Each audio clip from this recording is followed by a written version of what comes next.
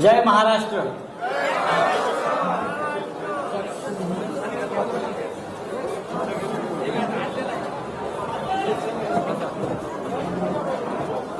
मला असं वाटतं ही आंतरराष्ट्रीय पत्रकार परिषद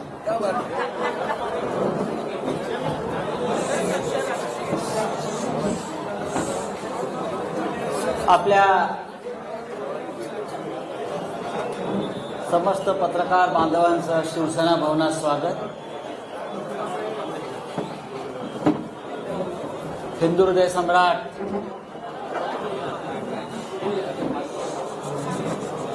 शिवसेना प्रमुख बाळासाहेब ठाकरे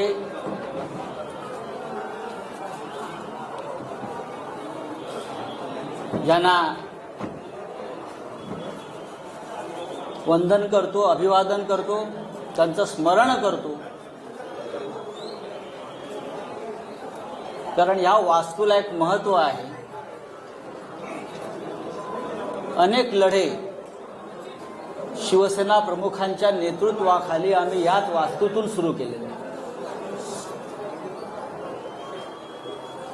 या वास्तूने अनेक हल्ले पचवलेले आहेत।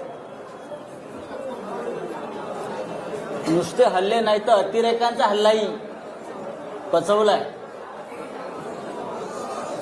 याच वास्तूच्या खाली बॉम्बस्फोट झालेले आहेत अतिरेक्यांकडून।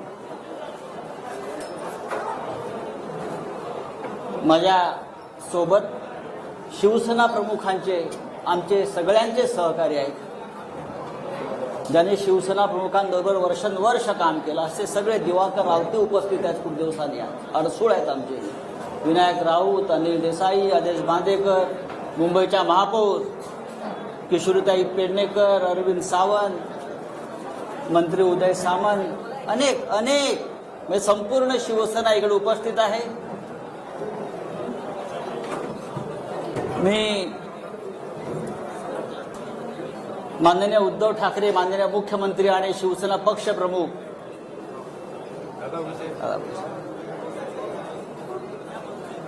यांना सुद्धा इथूनच नमस्कार करतो, कारण ते वर्षा बंगल्यावरून आपली पत्रकार परिषद पाहतायत। त्यांचा आत्ताच फोन होता, माननीय शरद पवार साहेबांचाही फोन होता, महाविकास आघाडीतल्या प्रत्येक प्रमुख नेत्यांचा मला आत्ता एक 5-10 मिनिटांपूर्वी फोन होते। सकाळपासून त्यांचे फोन सुरू आहेत आणि सगळ्यांनी आजच्या पत्रकार परिषदेला आपल्याला आशीर्वाद दिलेला आहे आणि मला एवढंच सांगितलं, आप आगे बढ़ो, पुढे वा, ही लढाईची सुरुवात तुम्ही करा। महाराष्ट्रावर, मराठी माणसावर सुरू आहे त्या आक्रमणाविरुद्ध कोणीतरी रणशिंग फुंकायला हवं होतं। ते आपण या ऐतिहासिक शिवसेना भवनाच्या वास्तूतून फुंकतोय। बाळासाहेबांनी आम्हाला एक मंत्र दिला आणि तो आयुष्यभराचा मंत्र आहे। ते नेहमी सांगायचे आम्हाला, तू काही पाप केलं नसशील, तुम्ही काही गुन्हा केला नसेल, तुझं मन साफ आहे, तर कुणाच्या बापाला घाबरू नका।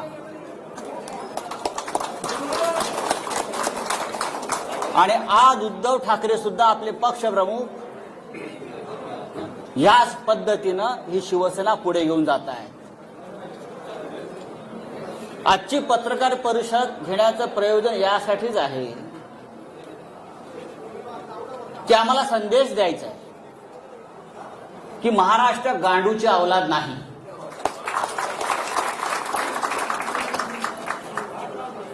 मराठी माणूस बेईमान नाही आणि तुम्ही कितीही नामर्दांगी करून आमच्या पाठीमागे वार केले तरी शिवसेना घाबरणार नाही। यासाठी हे पत्रकार परिषदेचं आयोजन आहे।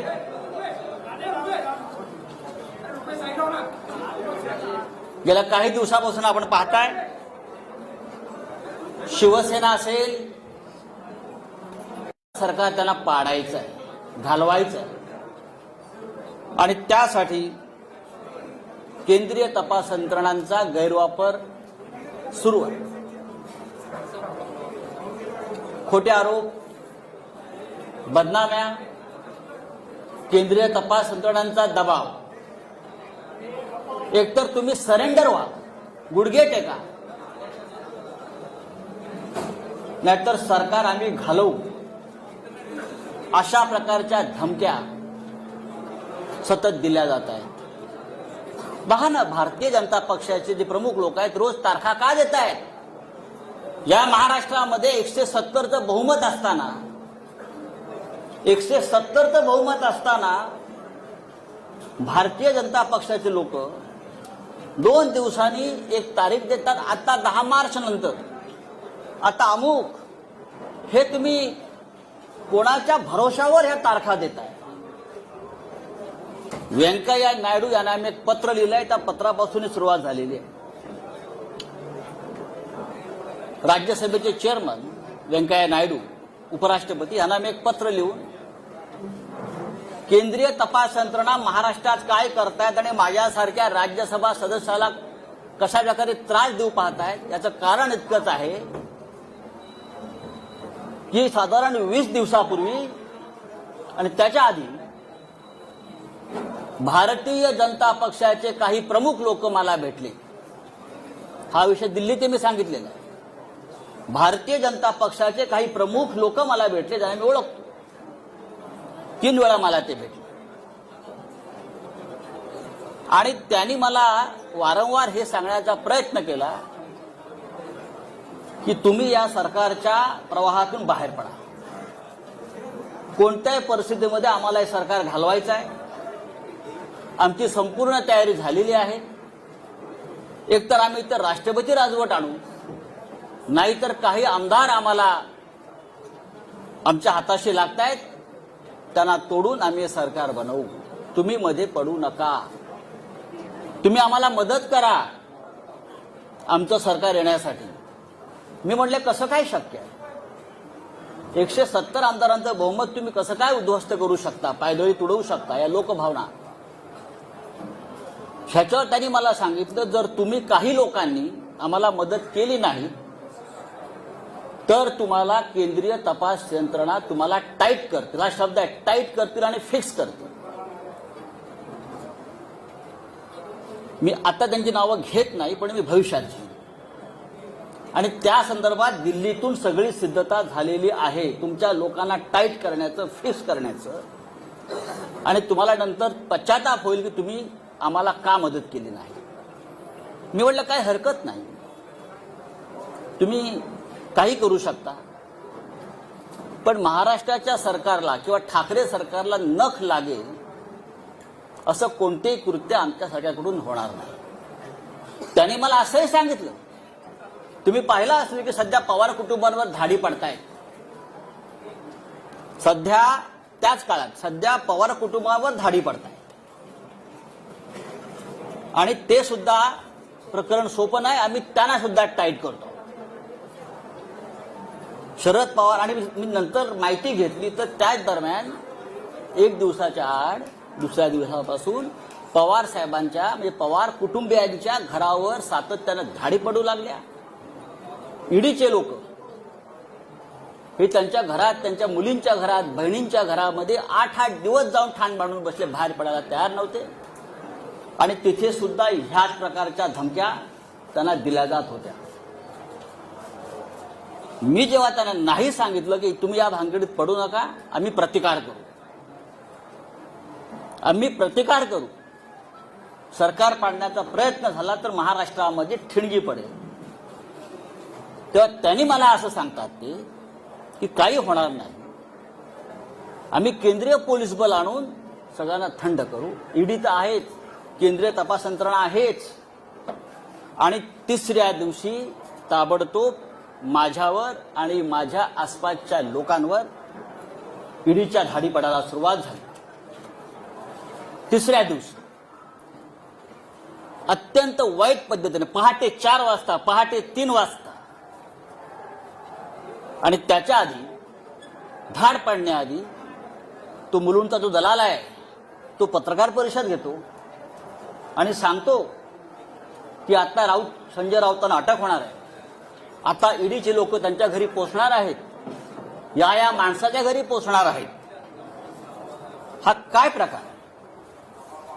तुमचं सरकार महाराष्ट्रात आलं नाही याचा तुम्ही सूड अशा प्रकारे केंद्रीय तपास यंत्रणांचा, सीबीआयचा, ईडीचा गैरवापर करून आम्हाला त्रास देता आणि तुम्हाला असं वाटतं की आम्ही झुकू? बाळासाहेब ठाकरेंनी आम्हाला शिकवलं नाही गुडघे टेकायचं, अजिबात. हे शक्य नाही. तुम्ही काही करा, हे सरकार पडणार नाही. मी वारंवार त्यांना सांगत राहिलो आणि जेव्हा जेव्हा मी त्यांना सांगत आलो त्या दिवशी माझ्या नातेवाईकांच्या, माझ्या मित्रांच्या घरावर रेड पडत गेल्या.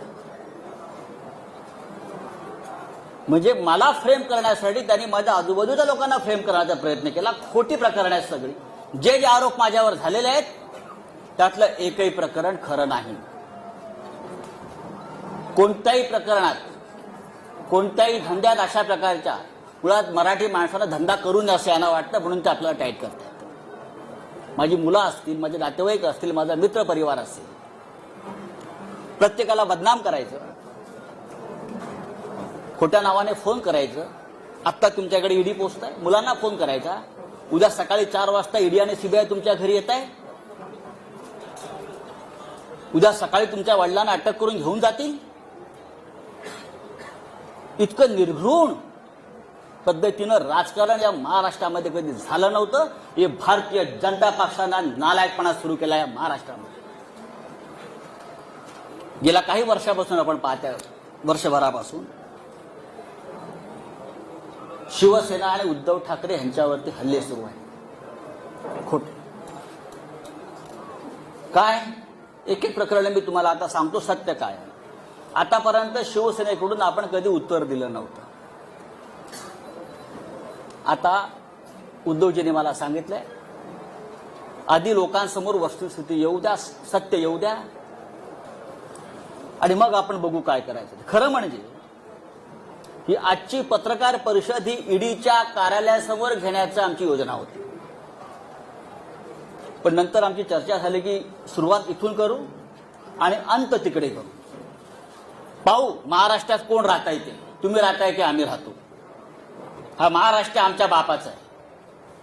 हे बाहेरचे लोक येऊन आमच्यावरती दादागिरी करणार, आमच्या घरात घुसणार, आमच्या बायका मुलींकडे बघणार, हा, आणि भाजपवाले टाळ्या वाजवणार. हा निर्लज्जपणाचा कळस आहे. छत्रपती शिवाजी महाराजांच्या राज्यामध्ये, बाळासाहेब ठाकरेंच्या राज्यामध्ये कधी असं घडलं नव्हतं. या राज्यात अनेकांनी राज्य केलं, पण ह्या पद्धतीनं कधी राजकारण केलं नव्हतं. उद्धव ठाकरे आणि परिवाराचे रोज काहीतरी एक प्रकरण काढत असतात. काय तथ्य आहे त्यात? आतापर्यंत कोणी त्यांच्याकडनं सांगायला आलं नाही समोर. पण मी तुम्हाला सांगतो, तो जो कोण बोलतोय ना, दलाल, ज्याला मराठीमध्ये आपल्या भडवा म्हणतात, बरोबर ना, शुद्ध भाषेत आपल्या मराठीत भडवा म्हणतात, भडवा. हा, त्याने असं म्हटलं की ठाकरे कुटुंबियांनी कोरलाई गावात, अलिबाग जवळच्या 19 बंगले बांधून ठेवलेत म्हणे. काय? 19 बंगले. ही बेनामी प्रॉपर्टी. 19 बंगले. माझं आव्हान आहे त्या माणसाला, माझं त्या दलालाला आव्हान आहे, आणि आपल्या सगळ्यांना मी सांगतो, कधी सांगा, आपण 4 बसेस करू आणि आपण त्या 19 बंगल्यामध्ये पिकनिकला जाऊ. आपण त्या बंगल्यात एक पिकनिक काढू सगळ्या पत्रकारांची. जर तुम्हाला ते बंगले तिकडे दिसले तर मी राजकारण सोडीन, आणि जर दिसले नाही तर त्या दलालाला जोड्याने मारेन. अख्खी शिवसेना जोड्याने मारेन. म्हणजे दिशाभूल करायची, खोटेपणाचा कळस करायचा, भंपकपणा करायचा, कुठे आहेत बंगले? 19 बंगले, 19 बंगले, रोज टीव्हीला चालू 19 बंगले, 19 बंगले. चला दाखवूया, जाऊ आपण तिथे एक पार्टी करू, बंगल्यात बसून देतो चाव्या तुम्हाला. मी उद्धवजीला विचारलं, आम्हाला दाखवा बंगले तुमचे. पण लोकांच्या मनामध्ये भ्रम निर्माण करायचा, खोटेपणा, भंपकपणा, मराठी माणसाचा द्वेष, महाराष्ट्राविषयी असूया. हाच किरीट सोमय्या ज्याने काही वर्षापूर्वी हायकोर्टामध्ये एक पिटिशन केलं होतं, आठवत असेल तुम्हाला. शिशिर शिंदे असतील, त्यांना माहिती आहे. मराठी भाषा, बरोबर ना, मुंबईतून मराठी भाषा शालेय शिक्षणात सक्तीची असू नये यासाठी जो माणूस कोर्टात जातो आमच्या मराठी भाषेविरुद्ध, त्याच्याकडून तुम्ही काय अपेक्षा करता? हा भारतीय जनता पक्षाचा फ्रंटमॅन आणि मराठी कट्टा चालवतात हे लोक मुंबईमध्ये. महानगरपालिका मराठी कट्टा. मराठी भाषेच्या विरुद्ध जो माणूस कोर्टात गेला महाराष्ट्रामध्ये, हाच तो भडवा दलाल आमच्या मराठी भाषेविरुद्ध. आणि काय तुम्ही सांगताय मराठीला अभिजात भाषा दर्जा आम्ही देतोय म्हणून? आधी याचं थोबाड बंद करा, आता आम्ही करू. दुसरा एक तो हल्ली म्हणतोय की आमचे श्रीधर पाटणकर आहेत आमच्या परिवारातले, त्यांनी म्हणे देवस्थानाच्या जमिनी विकत घेतल्या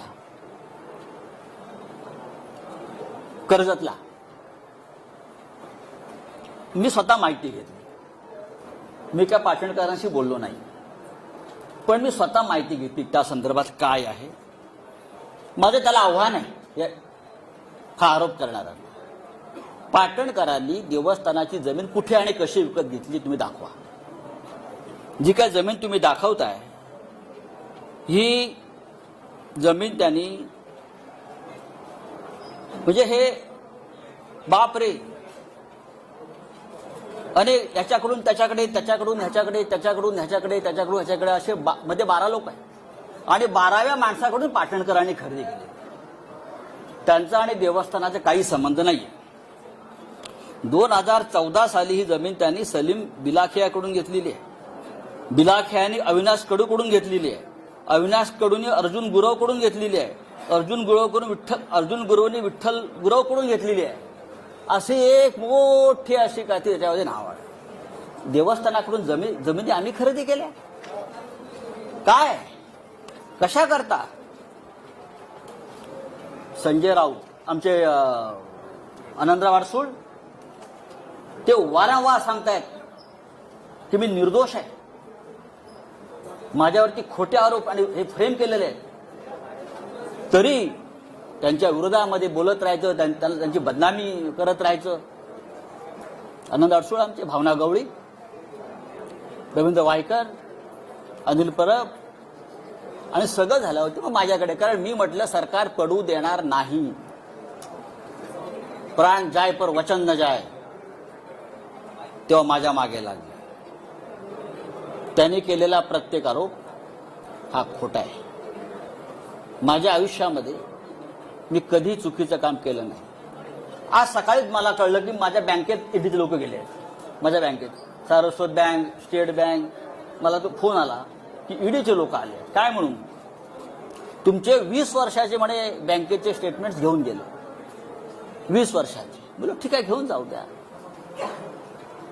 बरं, ईडीचा तपास कसा आहे बघा, फार गमतीचा तपास आहे. माझं गाव अलिबाग. आता माझी जमीन लहानसण जी असेल ती अलिबागलाच असेल ना, ती मॉरिशसला नसेल, किंवा भारतीय जनता पक्षाच्या नेत्यांप्रमाणे कुठे लंडन अमेरिकेत माझ्या प्रॉपर्ट्या नसतील. 50 गुंठे जमिनीचा तपास ईडी करत आहे. किती? 50 गुंठे जमिनीसाठी ईडीच्या लोकांनी गेल्या 15 दिवसापासून त्या गावातल्या, किहीम गावातल्या आणि इकडल्या मुंबईतल्या त्यांच्या नातेवाईकांना, म्हणजे कोणाची 2 गुंठे जमीन, कोणाची 1.5 गुंठे जमीन, अशा आम्ही पूर्वी घेतलेल्या जमिनी मिळून 50-55 गुंठे, टोटल 30-40 लाखाच्या पुढे व्यवहार नसेल. पहाटे 4 वाजता घरात घुसायचं, त्या गरीब लोकांना उचलायचं आणि ईडीच्या कार्यालयामध्ये आणून बसवायचं आणि धमक्या द्यायच्या, तुला जेलमध्ये टाकील. तू संजय राऊतांच्या विरुद्ध लिहून दे की तुला त्याने किती कॅश दिली. गरीब लोक आहेत, घाबरतात. त्यातले काही लोकांचे आई वडिलांकडून घेतलेले आहेत, ते मरून गेलेले आहेत. बरं का, 12-12, 14-14 तास बेकायदेशीरपणे त्यांना डांबून ठेवण्यात आलं. कोणत्या कायद्यानं? कोणता तपास आपण करताय? 55 गुंठे जमिनीचा तपास ईडी करताय. किती मोठं काम आहे ईडी समोर. धमक्या देतायत, दादागिरी करतायत. जेल में डालेंगे, इधर नहीं तिहार के जेल में डालेंगे, तिहार के. सगळ्यांचं नोटिंग झालेलं आहे. हे कोण आहेत ते बघू 2024 नंतर काय करायचं ते. ही कोणती पद्धत आहे? आमच्या मुलीच्या लग्नाच्या हिशोबाला लागलेत फूलवाले, पताकावाले. आश्चर्य वाटते, मेहंदीवाल्याकडे पण गेले. मेहंदीवाल्याकडे गेले. मेहंदी, हे नेल पॉलिश करणारे. कितना पैसा दिया, कितना पैसा दिया? हे ईडीचं काम, हे ईडीचं काम. गुजरातमध्ये 25,000 कोटीचा घोटाळा झाला त्यांच्या डोळ्यासमोर. 2 वर्ष FIR नाही घेतली तुम्ही. 1 वर्षापूर्वी मुंबईत एक लग्न झालं एका भारतीय जनता पक्षाच्या नेत्याच्या मुलीचं. आम्ही काय बोललो का? ते वनमंत्री होते म्हणून त्यांनी त्या लग्नाचा सेट जंगलाचा केला, जंगलाचा. आणि त्याला फील यावा जंगलाचा म्हणून ते कार्पेट टाकलं होतं. त्याची किंमत 9.5 कोटी रुपये होती. ईडीला काय दिसलं नाही का? हे आम्ही म्हणतो घरातलं लग्न आहे, घरात शिरायचं नाही. पण आमच्या घरात तुम्ही शिरता अशा पद्धतीने. म्हणजे ही काय पद्धत काय? मुलांच्या घरात तुम्ही शिरताय, मुलांच्या दुकानात शिरताय, मुलांच्या कामाच्या ठिकाणी शिरताय, दादागिरी करताय, देख लेंगे बोलताय. अरे बघा ना, मी सांगतो बघा. मी पहिला माणूस आहे सांगणारा की बघा म्हणून. बघूनच घ्या. जेलमध्ये टाकणारा टाका, मी जायला तयार आहे. पण माझ्याबरोबर तुम्ही सुद्धा असाल सगळे. आता मी काही गोष्टी तुम्हाला सांगतो, हळूहळू त्या सांगायला हव्यात.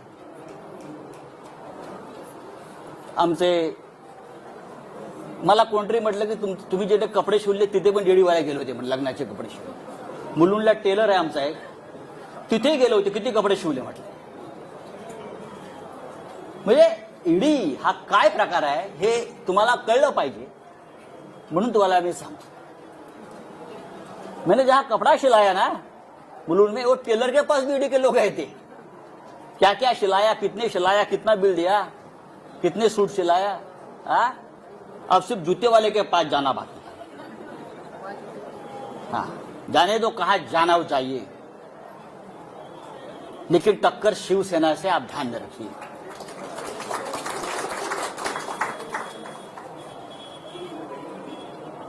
एक दूध वाला है हरियाणा में. हरियाणा में एक दूध वाला है, मिल्कमैन, एस नरवर. मैं पूछना चाहता हूं ईडी से, क्या आप ये नरवर को पहचानते हो? सिर्फ 5 साल में एक दूध वाला 7,000 करोड़ का मालिक कैसे बन गया? किसका पैसा है?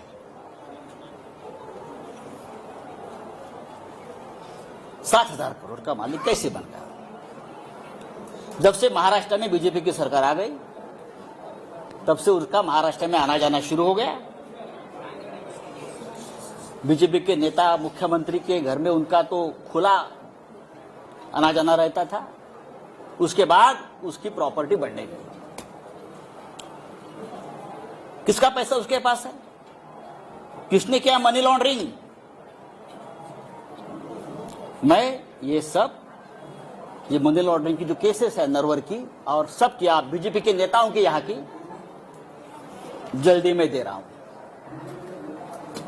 जल्दी दे रहा हूं. 7,000 करोड़ में से 3,500 करोड़ ये महाराष्ट्र से गए हैं. 3,500 करोड़ की प्रॉपर्टी महाराष्ट्र में जो उनको प्रोजेक्ट मिले, महाराष्ट्र से जो करप्शन हुआ है पहले वाली सरकार में, वहां से गई है।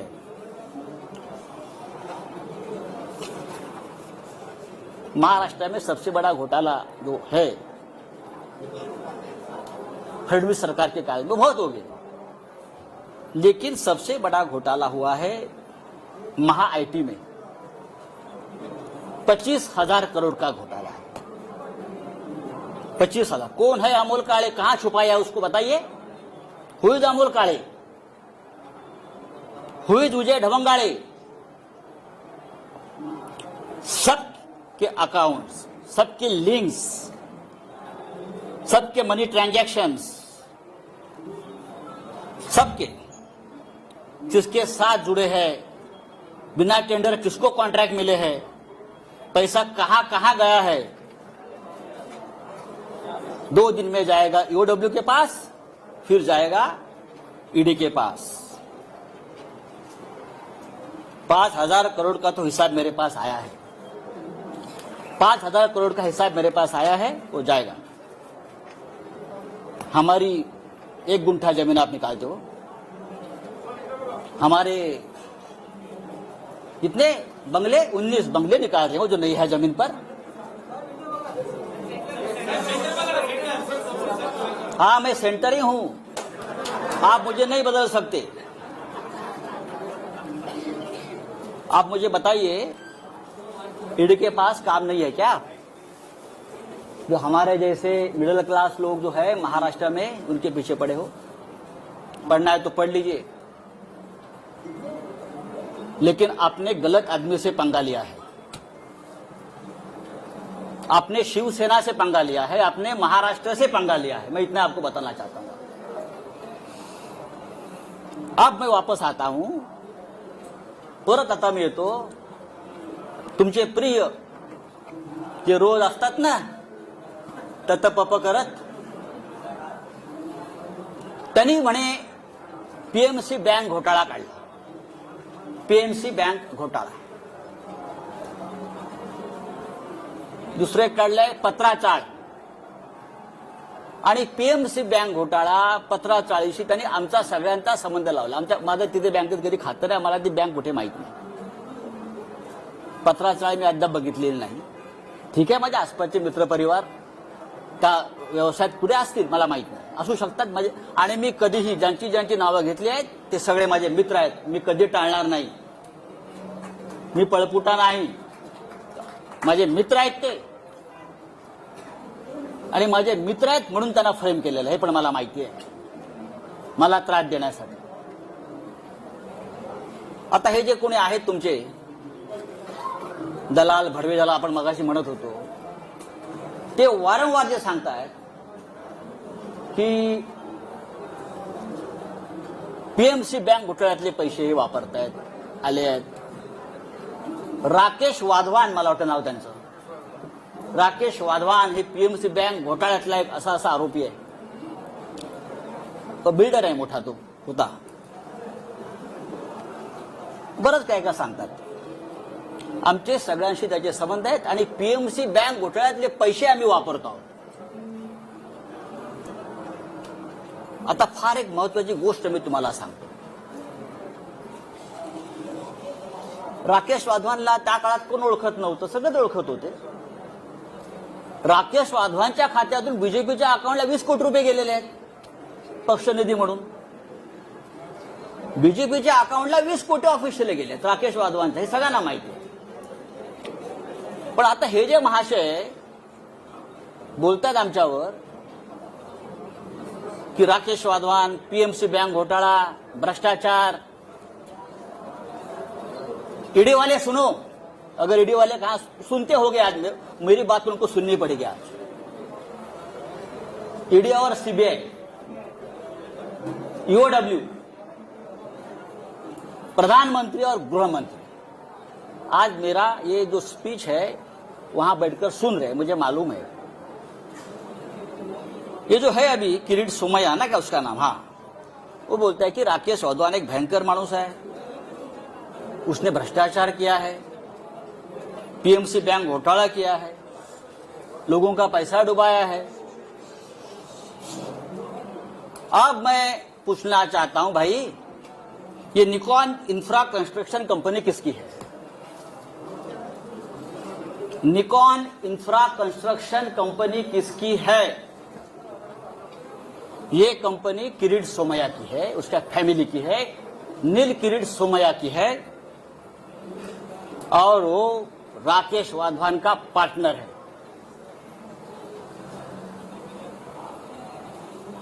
निकॉन इन्फ्रासाठी पीएमसी बँक घोटाळ्यातल्या पैशाची गुंतवणूक करून हजारो कोटी रुपयाचा प्रकल्प त्याने मौजे गोखिवरे तालुका वसईत उभारलेला आहे। हे मी पुराव्यासह सांगतोय। पीएमसी बँक घोटाळ्याचा मास्टर माइंड एचडीआयएलचा राकेश वाधवानशी यांचा थेट आर्थिक संबंध आहे। पीएमसी बँक घोटाळ्यातल्या प्रकरणात ब्लॅकमेल केलं यांनी आणि वाधवानकडून कोट्यावधी रुपयाची जमीन यांनी आपला एक फ्रंटमॅन आहे लाडानी म्हणून त्याच्या नावावर घेतली आणि प्लस कॅश पण घेतली यांनी। ही कॅश 80 ते 100 कोटीच्या घरात पीएमसी बँक घोटाळ्यात ब्लॅकमेल करून आणि जमीन घेतली आपल्या फ्रंटमॅन लाडानी, त्याचं नाव सांगतो मी तुम्हाला पूर्ण। लाडानीच्या नावावर त्यांनी ती घेतलेली आहे जमीन पूर्ण गोखिवरे वसई, आणि गोखिवरे वसई येथे ही 400 कोटी रुपयाची जमीन फक्त 4.5 कोटी रुपयाला घेतली। अशा 2 जमिनी त्याने घेतलेल्या आहेत। एक जमीन 7 कोटीला घेतली आणि त्या जमिनीवर जी कंपनी आहे या कंपनीचा डायरेक्टर नील किरीट सोमैया निकॉन फेज 1 आणि निकॉन फेज 2 हे हजारो कोटीचे प्रकल्प उभारले जात आहेत। हा सगळा पीएमसी बँकेतला पैसा। एन्व्हायरमेंट क्लिअरन्स नाही, एन्व्हायरमेंट क्लिअरन्स नाही, अनेक नियमांचं पायमल्ली केलेली आहे। राष्ट्रीय हरित लवादानं जर आता ऍक्शन घेतली तर त्याला 200 कोटी रुपयाचा दंड होईल। माझं आदित्य ठाकरे पर्यावरण मंत्री यांना आवाहन आहे, ताबडतोब यात लक्ष घाला आणि या प्रोजेक्टच्या संपूर्ण परवाने रद्द करा आधी, आणि ईओडब्ल्यूनं पीएमसी बँक घोटाळ्यामध्ये किरीट आणि नील सोमैयाला ताबडतोब अटक करा। पीएमसी बँक घोटाळ्याच्या आधी किरीट सोमैयाच्या अनेक जवळच्या लोकांनी बँकेतून पैसे काढून घेतले। मी तुम्हाला नंतर ती यादी देणार आहे, म्हणजे याला घोटाळा होतोय माहिती आहे। मुळात पीएमसी बँक घोटाळ्यातल्या या माणसानं किरीट सोमैयाच्या माणसाला जमीन का विकली? 2015 साली तेव्हा घोटाळा सुरू होता ना। हा भ्रष्टाचाराविरुद्ध लढणारा माणूस स्वतः हा आम्हाला अक्कल शिकवतोय, आम्हाला ज्ञान देतोय, हे एक लक्षात घ्या। हे सगळं एका बाजूला भ्रष्टाचारावरती भजन करायचं, दुसऱ्या बाजूला महाराष्ट्र लुटायचा, मुंबई लुटायची, आमच्यावरती आरोप करायचे मुंबई महानगरपालिकेपासून सर्वत्र, आणि आपले भ्रष्टाचार लपवायचे। हा किरीट सोमैया हा भारतीय जनता पक्षाचा सध्या मुंबईतला चेहरा आहे, लक्षात घ्या। हे जे आहे हा देवेंद्र रजनीकांत लधानी त्याचं नाव आहे। He the front man of Kirit Somaiya, आणि त्याने राकेश वाधवानशी व्यवहार केलेला आहे मोठ्या प्रमाणात, कोट्यावधी रुपयाचा। ते सगळे पैसे पीएमसी बँक घोटाळ्यातले आहेत, ते सगळे पैसे ते व्यवहार हे त्या बँकेसंदर्भातलेच आहेत, आणि पत्राचाळीतल्या संदर्भातले पैसे सुद्धा याच्यामध्ये गेलेले आहेत। याची संपूर्ण चौकशी महाराष्ट्राच्या मुख्यमंत्र्यांनी करावी, यांचं माझं बोलणं झालेलं आहे। हे फक्त मी 5% सांगितलं आहे, कारण बाकी सगळे पेपर्स आज जातील। दुसरी गंमत तुम्हाला सांगतो, पीएमसी बँक घोटाळ्याचा तपास ईडी करत आहे। हे सगळे कागद ईडीकडे मी 3 वेळा पाठवलेले आहेत। हे सगळे पेपर्स, ऑल डॉक्युमेंट्स भ्रष्टाचाराच्या या किरीट सोमैयाच्या गेल्या 3 महिन्यामध्ये मी किमान 3 वेळा ईडी कार्यालयात पाठवलेले आहेत। तुम्ही 1 गुंठे 2 गुंठेवाल्यांना बोलवता आणि मी बघितलंय हा किरीट सोमय्या आतमध्ये बसून ईडीच्या कार्यालयामध्ये दही आणि खिचडी खात असतो रोज. हा, त्याच्या बापाचं राज्य आहे का इथे? तुम्ही आमच्या मराठी लोकांना बोलवणार, तुम्ही आमच्या मंत्र्यांना बोलवणार, तुम्ही आमच्या आमदार खासदारांना बोलवणार. और ये जो लोग हैं, ईडी का करप्शन इस हद तक है कि ये सब लोग ईडी के वसूली एजेंट बन गए. और मैं ये बहुत दावे के साथ कहता हूं. अब और एक मैं आपको बहुत इंटरेस्टिंग और मजे की बात बताने चाहता हूं. ईडी वाले सुनो और हिम्मत है तो मेरे घर पर आइए. मैंने पहले भी इस मंच से कहा था मैं नंगा आदमी हूं, मैं शिव सैनिक हूं. आप कितना भी मेरे बारे में गलत कर लीजिए, कितनी भी फ्रेम कर लीजिए, आई विल फाइट. मैं ईडी वाले से पूछता हूं कि जितेंद्र चंद्रलाल नवलानी कौन है? नाम लिख लीजिए.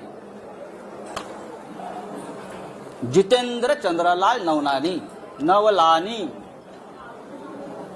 ये नाम सुनकर मुंबई और दिल्ली के ईडी ऑफिस का सांस बंद हो गया होगा. उनको पसीने छूटे हैं.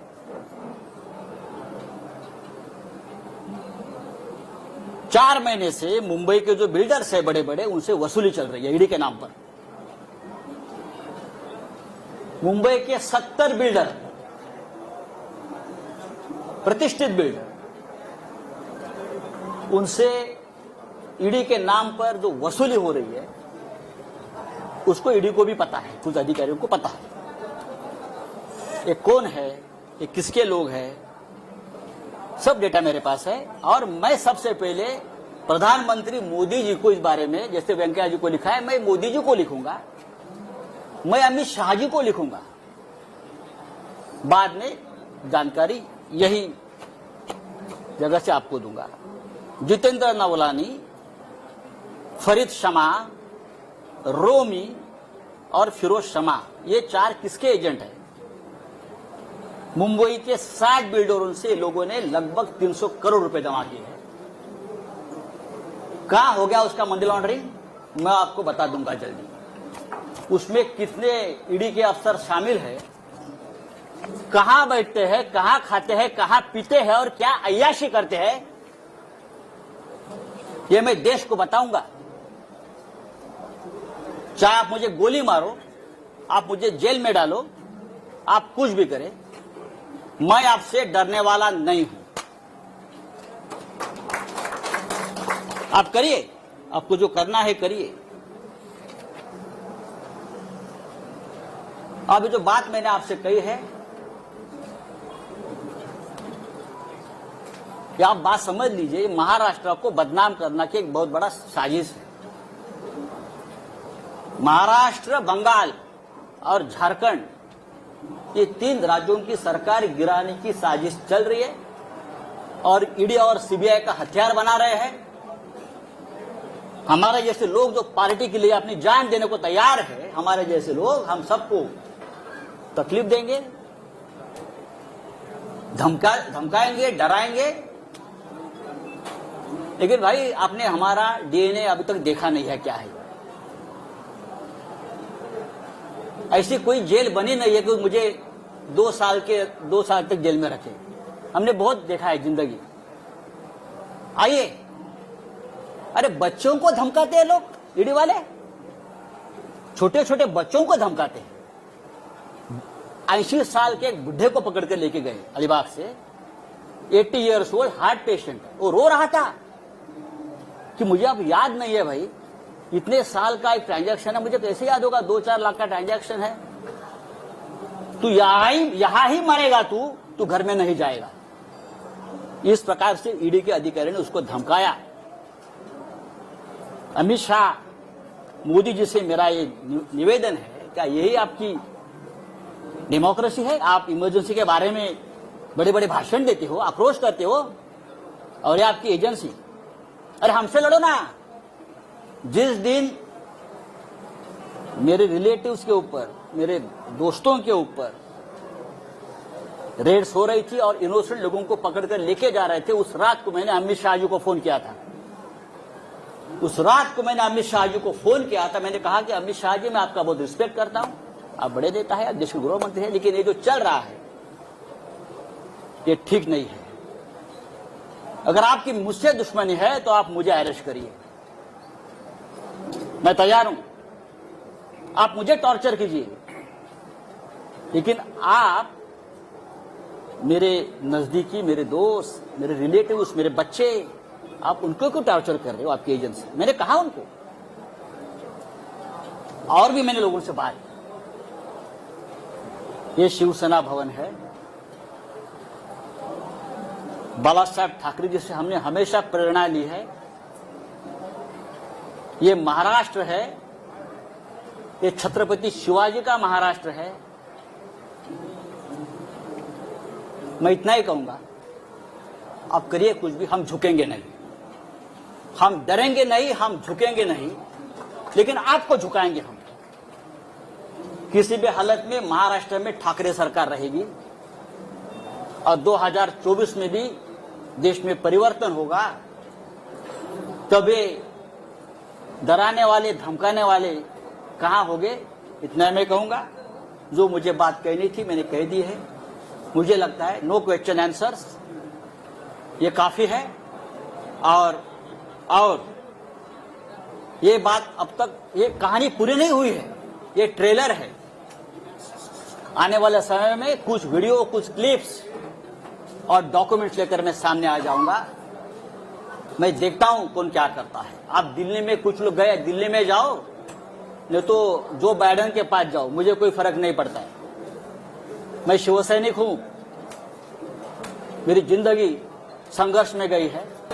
देवेंद्र फडणवीस जी का और एक फ्रंटमैन है जिसका नाम मोहित कंबोज। मोहित कंबोज, फडणवीस साहब का आजकल वो बहुत ब्लू आइड बॉय है, ऐसा मुझे कहा, मैं तो पहचानता नहीं। वो फडणवीस साहब को डुबाने वाला है। ये जो मैं देख रहा हूं,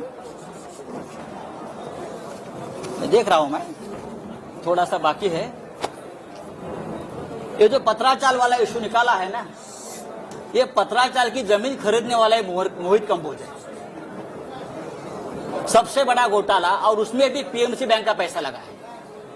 पीएमसी बैंक को डुबाने वाला, वहां का करप्शन का पैसा ये पत्राचाल में लगा है। और मोहित कंबोज का वहां एक द लग्जर कंस्ट्रक्शन प्रोजेक्ट बन रहा है पत्राचाल पे, और हम पे उंगली दिखा रहे हैं। दूसरी बात है कि और एक है, सॉरी, उसके बारे में मैं और बता दूंगा। कागज कहाँ गया वो? और एक कागज था उसका, हाँ, राकेश वाधवान, जो मैंने नाम लिया था, राकेश वाधवान, उसके पास से ये मोहित कंबोज के केबीजी ग्रुप ने 1,65,000 स्क्वायर मीटर की जगह में 40 एकड़ क्षेत्र में से 455,715 स्क्वायर मीटर, जिसकी कीमत है 12,000 करोड़, मोहित कंबोज ने खरीद लिया। कितने में खरीद लिया? 100 करोड़ में सिर्फ।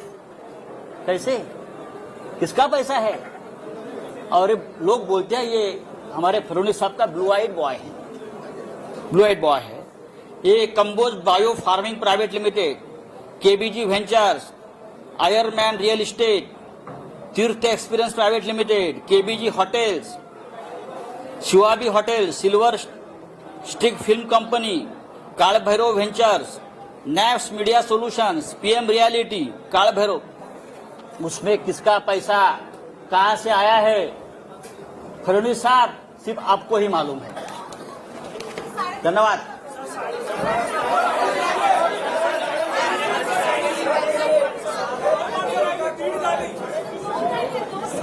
उद्यापासून तुम्हाला कळेल, जैसे जैसे कोई आधा है, कोई पाव है, कोई चाराने वाला है, जैसे जैसे अंदर जाएंगे वैसे वैसे आपको पता चलेगा